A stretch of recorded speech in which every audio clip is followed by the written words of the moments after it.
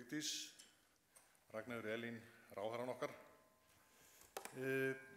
Verði ljós, þið vitið tema hjá okkur, það ljósið í heiminum, sérstakt celebrity með þessa mundir.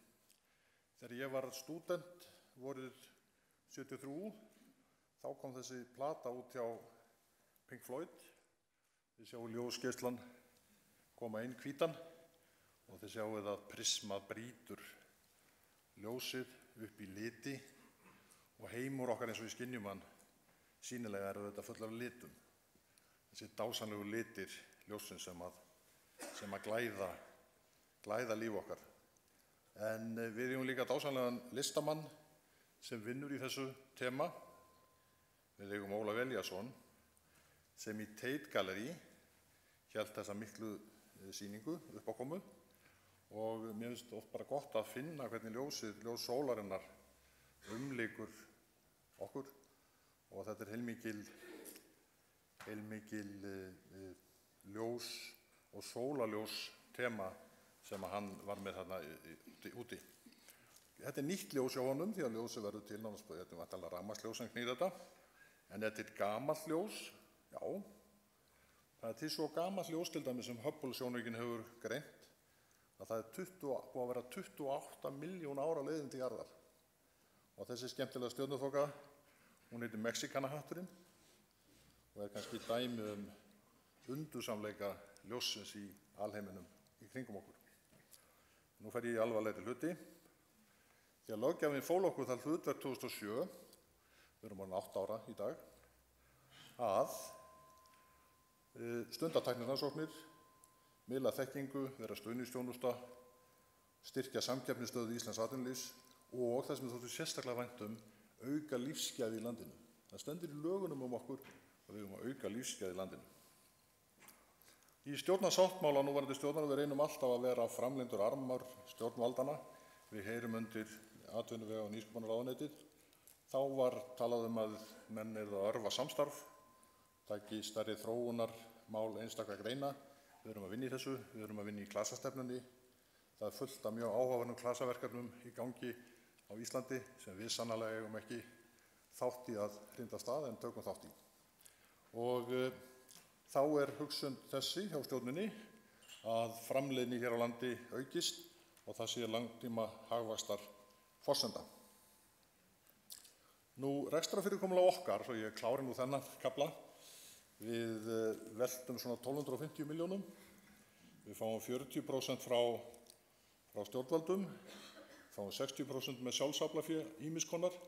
Við erum ekki sjálf að hanga í sjóðunum, heldur byrjum við okkar fyrirtæki að sækja í sjóðuna og styðjum þau kannski með þeim hætti. En ég get sagt með ánægju að rekstur okkar hefur verið í jafnvægi í 8 ár. Við þurfum stundum að flytja í sjóði til að mæta fyrirtæki sem hafa tapað sér í rekstrinum, en aldrei mjög stórar upphæðir svo við erum í balans. DFV hafði samband við mig í gær og spurði og var að reyna að finna hjá okkur einhvern höggstað. Hvað eigið þið marga bíla? Hvað gerir þið út marga forstjórabíla?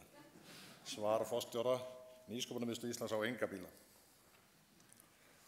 Skilgreind stefna okkar að vera málsvari, skapa öfluga innviði, vera fyrsti valkostur sprotafyrirtækjanna, vera burðarás í fjölþjóðlegu samstarfi og vera í forystuhlutverki í stuðningi og uppbyggingu skapandi atvinnugreina. Og við elskum íslenskt atvinnulíf. Íslenskt atvinnulíf okkar stærsti og aðalkunni. 80 starfsmenn starfa hjá okkur á starfsstöðum 2014 og þið getið sem sagt bara séð þessa flóru allan hringinn. Við erum í nokkrum erfiðleikum með reksturinn sums staðar út á landi, þar sem að stofnað var til hans kannski með 3 ára fjárveitingu en ekki eilífðar fjárveitingu, enda eigum við ekki að fá neinar eilífðar fjárveitingar, en ég myndi vilja sjá meira átak í þessum efnum fyrir landsbyggðina. Hingað komust ekki nokkuð margir utan á landi sem ætlaði að vera hjá okkur vegna ófærðarinnar í gær. Þetta svona eins og mæliglas, skoðiði 1, 2, 3, 4 upp í 9. Þetta eru grunnrannsóknir neðstar, svo verður þetta alltaf svona meira praktískt og praktískt. Það fer frá tækniþróun eða horfið til vinstri yfir í viðskiptaþróun og þið sjáuð að við erum, ef þið lítið lengst til hægri, Við erum svona frá fyrstu skrefunum, en mest erum við þó í þessu praktíska, þar sem verið að gera verkefni að vöru eða þjónustu. Svo við höfum svolítið skilgreiningu sem að greinir okkur frá háskólanum að þessu leyti til dæmis. Málefnin í skugganum, kæru gestir, því að það sem er ljós, það er skuggi, ég var að nefna skuggan, að opinberu framlögin til bygging og mannvirkjarannsókna hafa nánast horfið. Og það eru gríðarleg verðmæti, eins og við vitið, þjóðarverðmæti á þessu sviði, og þarna þarf Tækniþróunarsjóður til dæmis að koma til móts við fyrirtæki. Nýsköpunarmiðstöð er tilbúin að vinna með í þessum leik, en þarna er skuggi á kerfinu okkar. Ef til vill er komin grunnur núna til að skapa byggingaklasa. Við höfum fylgst með athyglisverðum skrefum samtaka iðnaðarins í þess átt og ég hlakka til að þróa það áfram og þróa það með ráðuneytinu okkar. Ég ætla að fara tilbaka til ljóssins. FabLab í Reykjavík og Norðfirði er komið í gang. Hlemmur er orðið bara hverfi í Reykjavík, þar sem eru 3 frumkvöðlasetur. Energy Startup verðlaunaverkefni eru til staðar. Það eru vistvænasta steypa í heimi. Það er útibú í Kína frá okkur. Það er þróunarsetur í efnistækni. Ég heyrði margt af þessu hérna á eftir. Rafmagnsframleiðsla úr vatni sem ekki síður. Leitað að námum fyrir basalttrefjar, blátrefjar til að styrkja plast og steypu. Ljósvarpa sem ekki snerti botninn og sparar óhemju mikla olíu. Og stuðningur við þróun og framleiðslu á íslenskri humarsúpu sem ég nefni aðeins hérna á eftir. Þetta er þróunarsetrið í áli og kísil. Þetta var viðbragð okkar við kalli ráðherra og hún Guðbjörg, dr. Guðbjörg ætlar að segja okkur miklu meira frá þessu eftir. Þetta eru varmadælumálin á Íslandi. Allir þessir staðir, kaupstaðir og kauptún landið sem ekki hafa aðgang að sjóðandi jarðhita, en það sem að varmadæla, jafnvel knúð af sjónum, gæti gagnast. Ragnheiður Elín segir mér að hún sé það bil að skipa starfsstofn til að vinna þessu. Við fórum og gerðum prófanir í Ísafjarðardjúpi með ljósvarpu. Hugsið ykkur þannig á skipinu er eiginlega ljósvarpu bogi.